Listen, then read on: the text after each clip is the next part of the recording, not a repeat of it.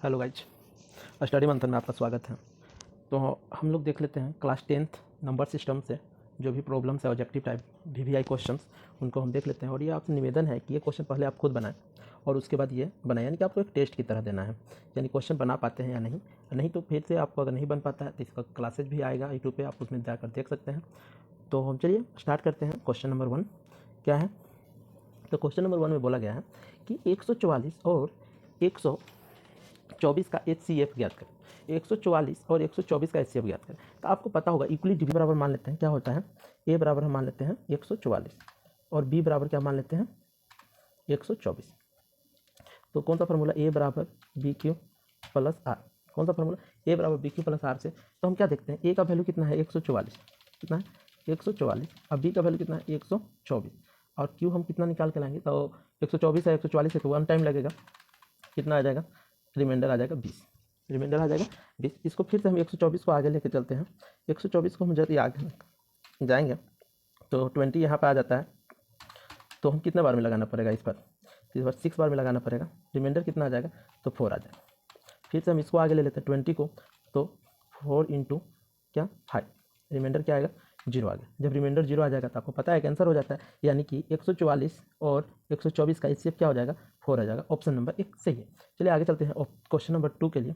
तो question number 2 में क्या कह रहा है कि 124 और 130 का HCF ज्ञात करें। तो सबसे पहले आपको ए और बी मान लेना पड़ेगा कि ए और बी क्या है। तो सबसे पहले हम क्या कर लेते हैं, ए इक्वल टू क्या बोल लेते हैं 130 और बी इक्वल टू क्या बोल लेते हैं 124। हमेशा बड़े वाले को ही मानिए और छोटे वाले को बी मानिए।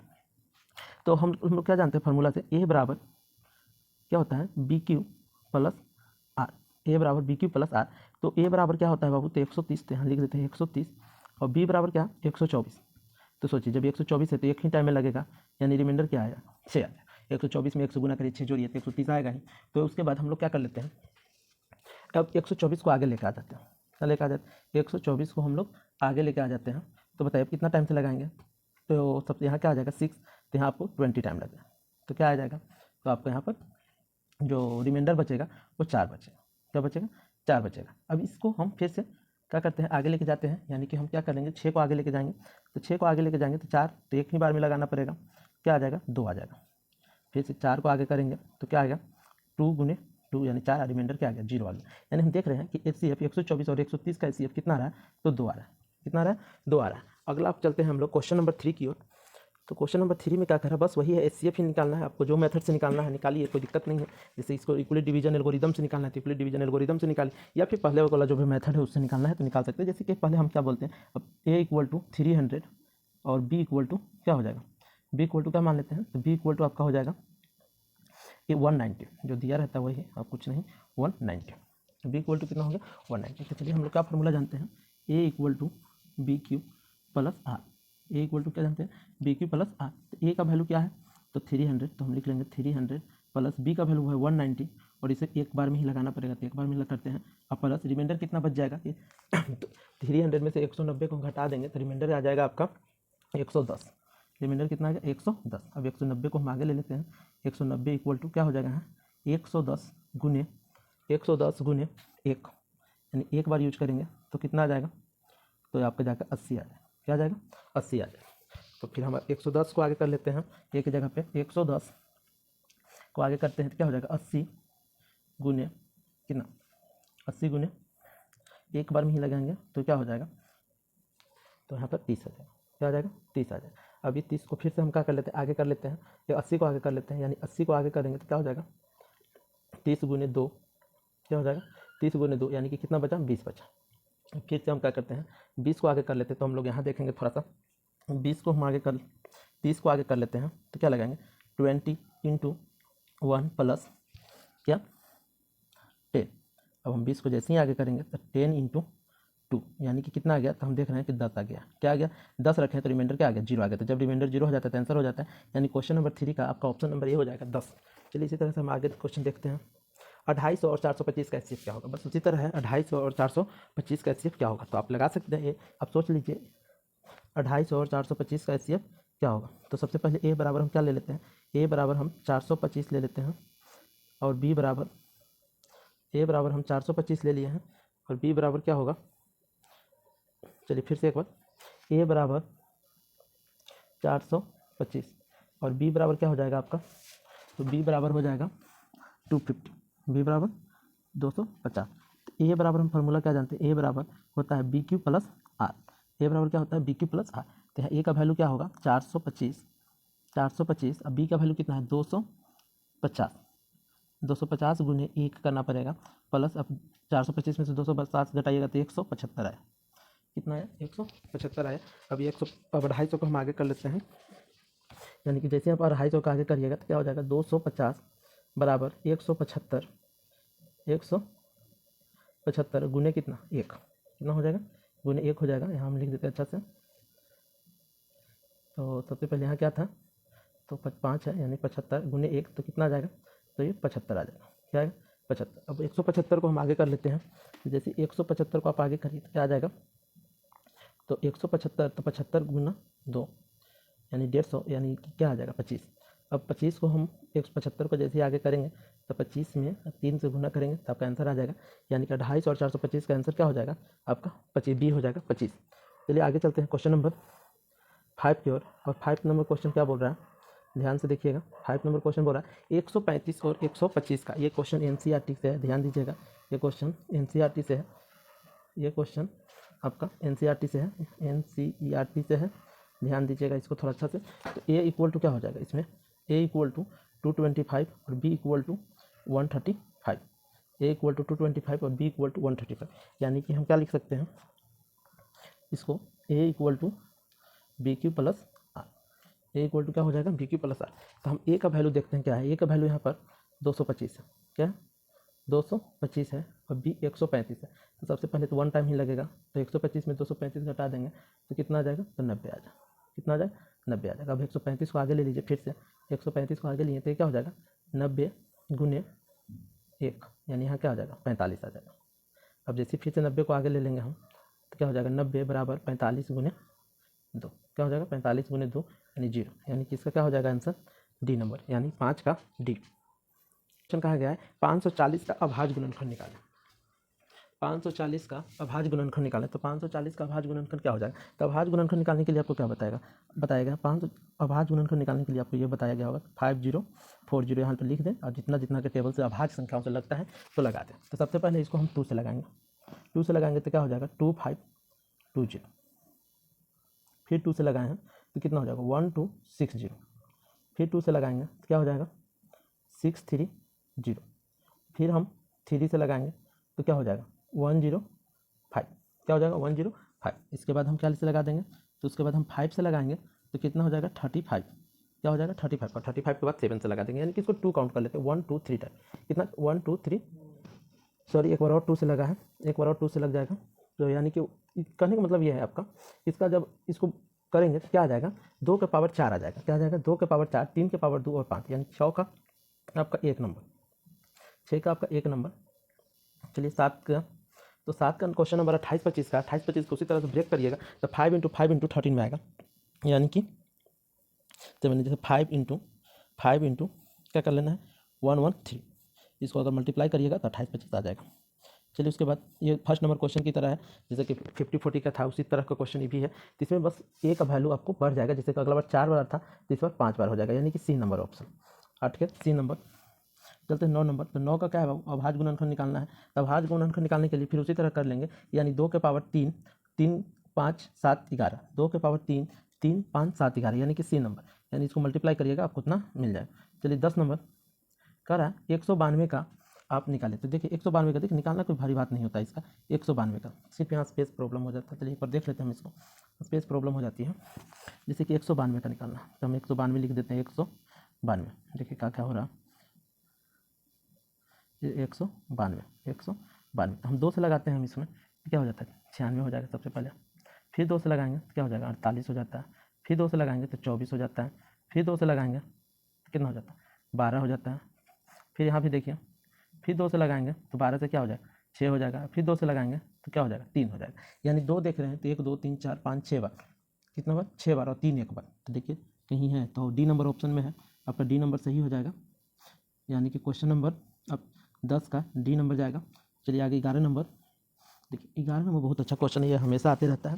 कह रहा है HCF 96 गुने 404 और का कितना है 4 है, तथा क्या करना है LCM का मान ज्ञात करना है। HCF दिया हुआ है और LCM आपको निकालना है। यहाँ आंसर भी दिया हुआ है, आप देख सकते हैं। तो सबसे पहले एक फार्मूला होता है HCF गुने LCM, ये वाला फार्मूला HCF इंटू LCM क्या होता है, बराबर दो संख्याओं का गुणनफल। क्या होता है, दो संख्याओं का गुणनफल। याद रखिएगा फार्मूला, हमेशा कान पड़ता है। गुणनफल, दो संख्या HCF गुने LCM बराबर दो संख्याओं का गुणनफल। यानी कि आप कहीं ना कहीं आप ये कहना चाह रहे हैं कि LCM बराबर क्या होता है, दो संख्याओं का गुणनफल बट्टा HCF दो संख्याओं का गुणनफल बट्टा क्या HCF, ये फार्मूला होता है, ठीक है ना। तो दो संख्याओं का गुणनफल बटा HCF, यानी हम LCM बराबर हम ये लिख सकते हैं, LCM बराबर हम लिख सकते हैं क्या 96 गुने 404 डिवाइडेड बाई 4, 96 गुने 4/04 और 4। अब इसको अगर हम डिवाइड करें, काटें इसको, तो क्या होगा, तो सबसे पहले हम 4 से 96 को आप डिवाइड कर सकते हैं। कैसे कितना टाइम में कर सकते हैं, तो 4 से इसको करिएगा तो 24 टाइम में ये कट जाएगा, और 24 में 404 से करिएगा आंसर, तो क्या हो जाएगा 9696, यानी ऑप्शन नंबर ए।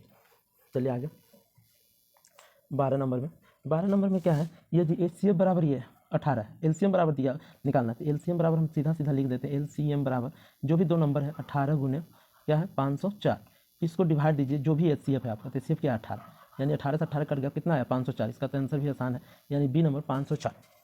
चलिए आगे 13 नंबर, तो 13 नंबर क्वेश्चन क्या कह रहा है, यदि HCF दिया है LCM का मान ज्ञात करें। फिर से हम LCM बराबर क्या लिखेंगे 36 गुने 64 और डिवाइड कितना से दे देंगे 4 से, यानी कि इसको 9 टाइम में कट जाएगा, और 64 में 9 से गुना करिएगा तो क्या आ जाएगा, तो मल्टीप्लाई कर लीजिए आप 64 में 9 से, तो क्या हो जाएगा इसका 64 इंटू 9 करेंगे तो 576, क्या हो जाएगा 576, यानी कि आपका 13 नंबर। चलिए 14 नंबर के लिए देख लेते हैं, और 13 का हम आपको फिर से बता देते हैं, बी नंबर होगा। और चलते आगे 14 नंबर, 14 का बता दें, यदि LCM दिया हुआ HCF निकाल, यानी HCF बराबर से उसका उल्टा सोच लेना है, यानी कि 72 इंटू 126, इसको डिवाइड दे देना है 504 से, उल्टा HCF की जगह इस बार LCM। इसको अगर हम डिवाइड देते हैं 18, इसको कट करिए, सॉरी, तो 72 से इसको कट करिएगा तो देख रहे हैं कि 7 टाइम में कट जाएगा, 7 2 जा 14, 7 7 जा 49 एंड 50, और फिर से 7 से इसको कट कर देंगे तो क्या हो जाएगा 18 टाइम में, कितना आ जाएगा 18 आंसर आ गया, यानी 18 ऑप्शन नंबर ए। चलिए 15 नंबर क्वेश्चन, 15 नंबर क्वेश्चन को देखते हैं हम। 15 नंबर क्वेश्चन क्या है, यदि LCM 96 108 बराबर इतना है, LCM इतना है, तो HCF ज्ञात करें। तो हम HCF बराबर क्या लिख सकते हैं, HCF बराबर क्या लिख सकते हैं 96 गुने 168 को डिवाइड दे देना कितना से 672। पूछिए क्यों सर, तो हम जानते हैं सिर्फ दो संख्या का गुणनखंड बटा HCF, क्या LCM इसका फार्मूला होता है, HCF का फार्मूला होता है। तो इसको हम कट करेंगे तो 96 से कट करेंगे तो कितना टाइम में कट होगा 7 टाइम में, देख सकते हैं 7 6 42 और ये हो गया, और 7 से इसको कट करेंगे तो 24 टाइम, यानी आंसर क्या होगा 24। तो अगला क्वेश्चन 16 नंबर में, 16 नंबर बस उसी तरह से क्वेश्चन है, LCM 36 और 64 का दिया हुआ है और HCF आपको ज्ञात करना है। तो हम आपको बताए थे कि LCM जब दिया हुआ है तो HCF क्या निकालते हैं, हमको आपको पता है क्या HCF बराबर, हमको क्या पता है, सबसे पहले HCF बराबर क्या लिखेंगे, HCF बराबर हम क्या लिखेंगे, HCF बराबर हम क्या लिखेंगे, HCF बराबर हम क्या लिखेंगे, तो सबसे पहले 36 यानी दोनों संख्याओं का गुणनफल कर देंगे 36 गुने 64 और डिवाइड दे देंगे, ये जो LCM आया है कितना है 576, तो 576 जब आया है इसको काटिएगा तो कितना आ जाएगा 16, 16 से 64 को काटिएगा तो कितना आ जाएगा, कितना बार में कट जाएगा 4, यानी 16 का ए नंबर आंसर। चलिए अगला क्वेश्चन चलते हैं, और इसी तरह से आपको करना है 17 का व्यापक रूप, कह रहा सम का संख्या का व्यापक रूप क्या होता है, सम संख्या का व्यापक रूप हमेशा याद रखिएगा 2q। इसको हम चेक कर लेते हैं, जैसे 2q, और 2q में हम जानते हैं क्या q का वैल्यू कुछ भी रख सकते हैं, कोई भी नंबर 1 2 3 कुछ भी पूर्णांक, कोई भी पूर्णांक रखते हैं, जैसे हम q का वैल्यू रख लेते हैं क्या 1, क्या आ रहा है 2 आ रहा सम संख्या, 2q का वैल्यू हम रख लेते हैं बाई 3, तो क्या आ रहा 6 सम संख्या, यानी q का वैल्यू आप कुछ भी रखिए तो क्या होगा सम संख्या ही होगा, जैसे 2q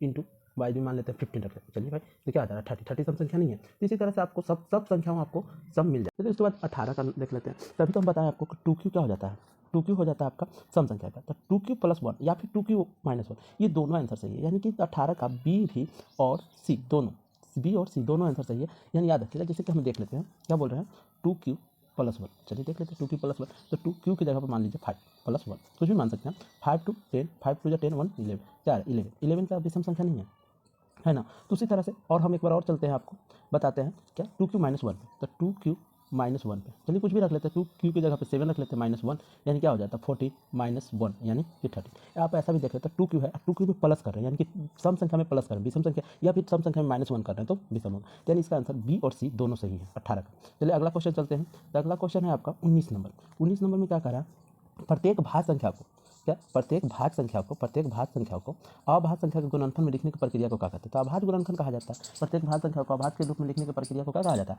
अभाज्य गुणनफल कहा जाता है। चलिए आगे चलते हैं 20 नंबर क्वेश्चन में। तो कह रहा संख्याओं को वहनिष्ठ अभाज्य गुणनखंड के सबसे छोटी घात को क्या कहा जाता है, एचसीएफ कहा जाता है। सबसे छोटी घात रहेगा उसको क्या कहा जाता है, एचसीएफ कहा जाता है। और जबकि सबसे बड़ी घात, अगला क्वेश्चन वही है, संबंधित संख्याओं की सबसे बड़ी घात को क्या कहते हैं, एलसीएम कहते हैं। ये मोस्ट इंपॉर्टेंट क्वेश्चन है, यह हमेशा आते रहता है, इस पर ध्यान दीजिएगा। दोनों क्वेश्चन या तो बड़ी घात पूछ सकता है या फिर छोटी घात पूछ सकता है।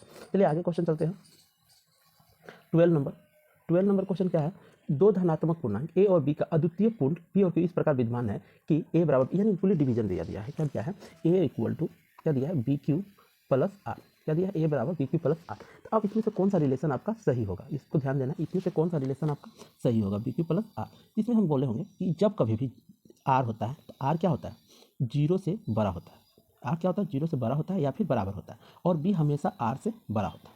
ये वाला ऑप्शन देख लीजिए, यानी बी नंबर में है 0 या फिर बड़ा है या फिर बराबर है, यानी कि 22 का बी नंबर। 23 का कौन सा सिद्ध किया हुआ कथन है जो अंक कथन को सिद्ध करने में आपको सहायता करती है। तो प्रेम, याद रखें बताया गया होगा थ्योरी में कि प्रेम का एक सिद्ध किया हुआ कथन है जो अंक को सिद्ध करने में कोशिश करता है, उसी का यूक्लिड है, यूक्लिड डिवीजन प्रेम का भी पढ़े होंगे आप। 24 नंबर क्वेश्चन, कौन सुपरिभाषित चरणों की श्रृंखला होती है जो एक विशेष प्रकार की समस्या का हल करने की विधि होती है। तो देखिए विभाजन एल्गोरिदम, जबकि विभाजन पर क्या होता है, ए बराबर B Q plus R, but ये ए बराबर B Q plus R, B Q plus R इस तरह करते जाएगा तो इससे हो जाता है श्रृंखला हो जाता है, उसको क्या बोलते हैं, विभाजन एल्गोरिदम। चलते हैं आगे क्वेश्चन नंबर 25 कह रहा है यदि परिमेय संख्या पी और क्यू सहअभाज्य हो तो कह रहा है गुणनखंड 2 का घात n, यानी कि क्या रहा है 2 का घात क्या होना चाहिए, n होना चाहिए, गुण्य 5 के घात कितना होना चाहिए, तो m होना चाहिए, तो दशमलव प्रसार होगा। तो जानते हैं अगर कोई भी q का अगर इस तरह फॉर्म में होता है तो क्या हो जाएगा, शांत हो जाता है, यानी 2 आप आ जाए यानी कि शांत हो जाता है। चलिए अगला क्वेश्चन है, यदि परिमेय संख्या पी क्यू सहअभाज्य हो, q का अभाज्य गुणनखंड 2 गुणे 5 हो, यानी कि 2 का घात 5 हो और 5 का घात m हो, सॉरी एक बार और फिर से देख लेते हैं इसको, कह रहा है 2 का घात n हो गुने 5 का घात m हो, 2 का घात n हो और 5 का घात m हो, तो इसको क्या कहा जाता है, तो अशांत कहा जाता है। क्या कहा जाता है, अशांत कहा जाता है। चलिए आगे चलते हैं, एक प्राकृतिक संख्या का अभाज्य गुणनखंड उसके गुणनखंड को क्रम को छोड़ते हुए क्या होता है, तो अद्वितीय होता है। क्या हो जाता है, अद्वितीय होता है। चलिए यदि पी एक अभाज्य संख्या है तो पी ए स्क्वायर को विभाजित करती है, तो क्या पी ए को भी विभाजित करेगी, हाँ विभाजित करती है, क्या करती है, विभाजित करती है। जैसे मान लीजिए कि हम ए स्क्वायर की जगह पे 25 लिखिए, जो 5 का स्क्वायर है, इसको डिवाइड कर देते हैं पी से, यानी कि 5 से डिवाइड होगा, 100% आंसर आएगा 5, और इसी तरह 5 को अगर 5 से भी डिवाइड करते हैं तो आंसर आता होगा, यानी विभाजित करेगी, ऑप्शन नंबर ए।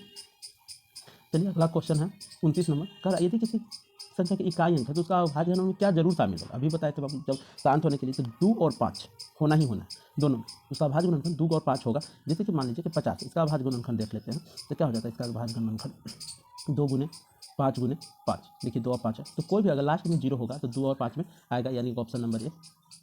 इसका यूक्लिड विभाजन एल्गोरिथम किसको परिकलित करने की विधि है, तो बाबू यूक्लिड का जो परिकलित है तो क्या है, एचसीएफ का है।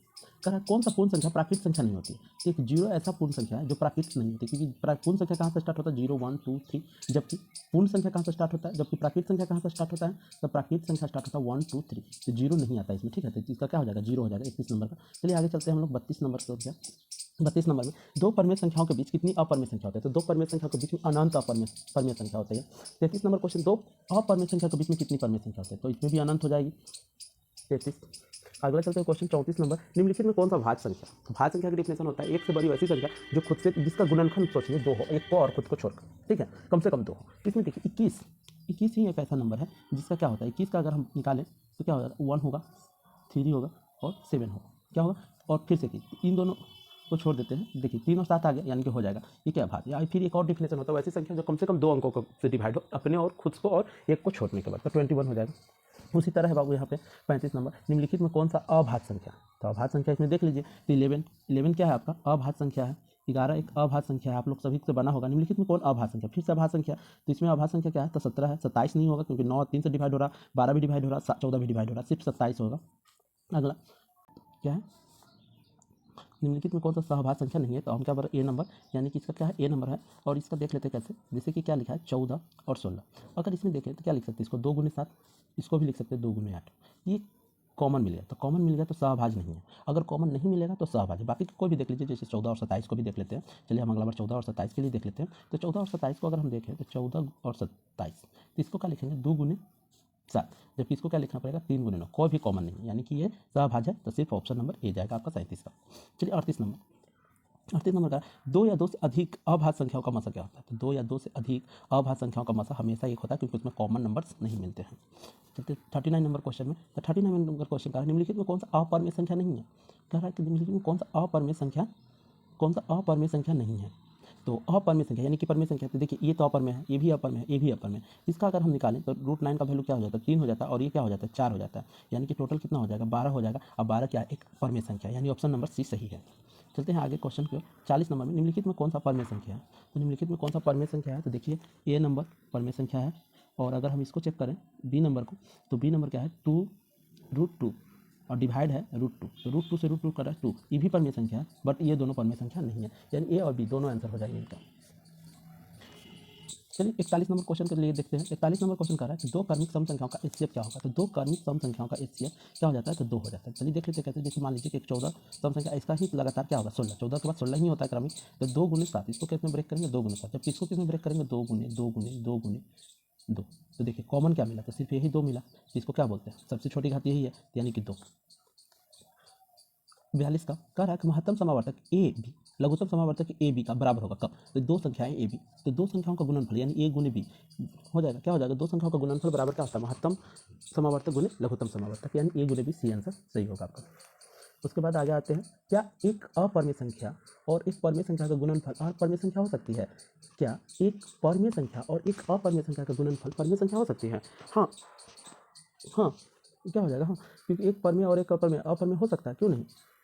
चलिए इसके बाद ये है एक वृत्ताकार पथ है, मान लीजिए कि एक वृत्ताकार पथ इस तरह से, इस पर एक धावक दौड़ना प्रारंभ करते हैं, तो कोई 3 घंटा लेता है पहला वाला, दूसरा वाला 4 घंटा और 8 घंटा, इस तरह का जब भी क्वेश्चन है तो आप एलसीएम निकालने का क्या निकालें, एलसीएम निकालें, तो आपको पता होगा 3 3 4 और 8 का एलसीएम क्या हो जाएगा, तो 8 का एलसीएम क्या हो जाएगा 24, यानी कि 24 घंटा में फिर से एक बार तीनों मिलेंगे, क्योंकि 24 घंटा में ये 8 वाला 3 राउंड कर लेगा, ये 4 वाला 6 राउंड कर लेगा, जबकि ये 8 राउंड कर लेगा, यानी कि आपका आंसर कितना होगा 24 हो जाएगा।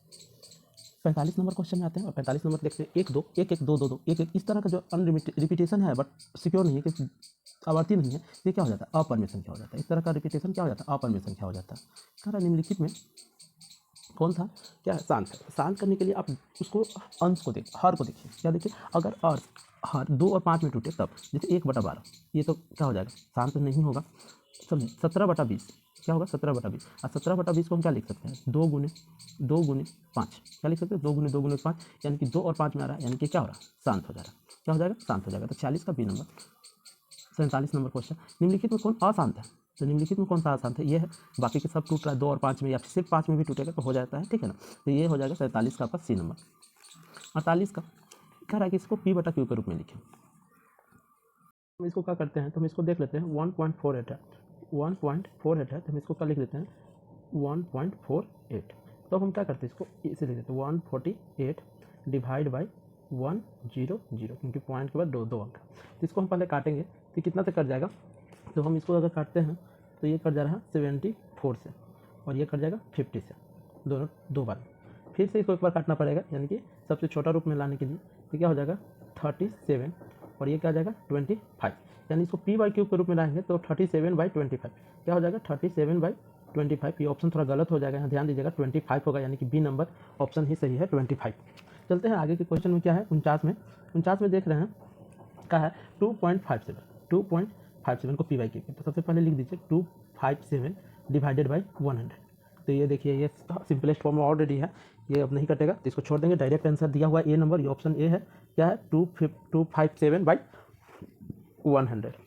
इससे आगे चलते हैं क्वेश्चन नंबर 50 की ओर, तो 50 नंबर क्वेश्चन में क्या कहा गया है, 50 नंबर क्वेश्चन में कह रहा है, 50 नंबर क्वेश्चन हम देख लेते हैं, तो 50 नंबर क्वेश्चन में कह रहा है 5.34 को P/Q के रूप में लिखा, तो इसको लिख देंगे 534 डिवाइडेड बाई 100।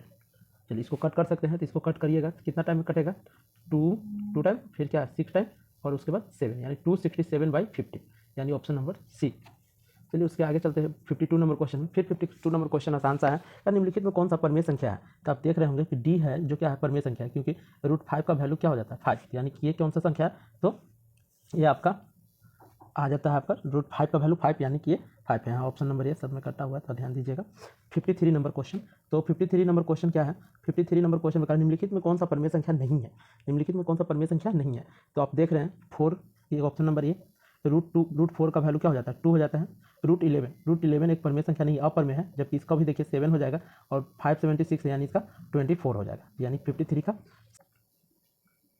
और आपको बता दें कि मेरा एक टेलीग्राम चैनल है स्टडी मंथन से, तो आप स्टडी मंथन में जाइए, उसमें आप स्टडी मंथन में, और वहाँ से आप इसका पूरा PDF आप डाउनलोड कर सकते हैं और उस PDF को निकाल के फिर से बनाने की कोशिश करें। ये सब क्वेश्चन VVI के है, यानी कि 2024 का जो एग्ज़ाम होगा उसी से रिलेटेड है। तो आप जितना मेहनत करोगे उतना ही अच्छा होगा, और ये क्वेश्चन आप बना सकते हैं, आपका कोई भी हार्ड लेवल नहीं है। और आप एक बार टेलीग्राम विजिट कीजिए और स्टडी मंथन की एक चैनल होगा उसमें आप ज्वाइन कीजिए और यहाँ से आप ये PDF डाउनलोड कर सकते हैं। चलिए धन्यवाद, जय हिंद।